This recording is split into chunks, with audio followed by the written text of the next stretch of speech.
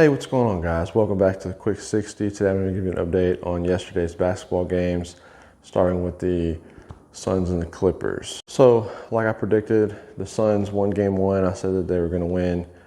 Game one, I said that they were going to win, I believe I said in 5 games. So, we'll see if that stays true. They won 120 to 114 last night. Kawhi's injury showed up bigger than expected because, obviously you can't replace Kawhi. But, Paul George tried to do his best to help the Clippers win. And they were winning the game for some parts of the game. But the key issue is whenever he got pulled out of the game, that's when the Suns kind of went on their run because they didn't have anybody else. Reggie Jackson and Paul George, they were the only 2 scorers in the Clippers with double figures. So that hurts the Clippers as well. So Paul George, he had 34 points, and Reggie Jackson had 24 points. They're the only 2 scorers for the Clippers in double figures, so that hurts. Rondo kind of tried to turn it up at the end for, as a bench player for the Clippers, but it wasn't enough.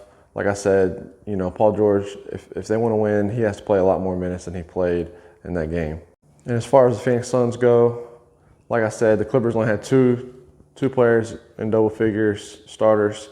And the Suns, every single player that started was in double figures, including Devin Booker. He had 40 points, and he got his first career playoff triple-double. So, and then I think DeAndre Ayton had 20 points, if I believe so. So, they're well-rounded. I believe if Booker needed a little breather, a little break, that their team wouldn't suffer as bad as the Clippers when Paul George needs a break.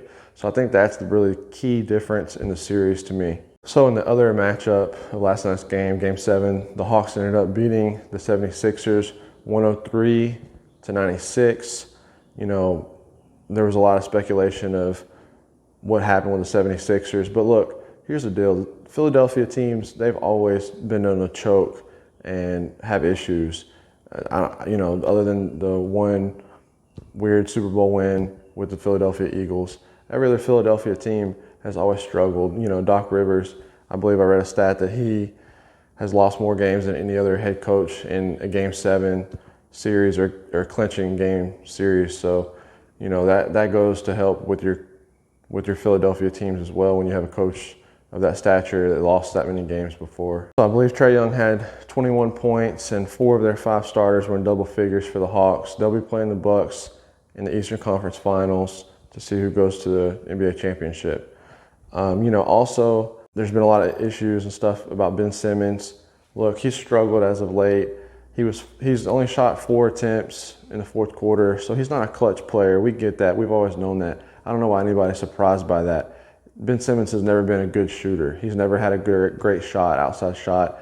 He's been more of a defensive player and driving the paint, layup type guy. So, and more of an assist type guy. So I don't know why everybody's freaking out that, he should have more points than he did overall. I think he had 5 points in this game, but he's more of a distributor than a scorer. So Philly fans, I know how the media portrays him and what's going to happen. He's going to end up getting traded because he won't be able to survive in Philadelphia. And no, he's not worth the pick that he was for. He's a first-round draft pick. So that's the Quick 60 today, guys.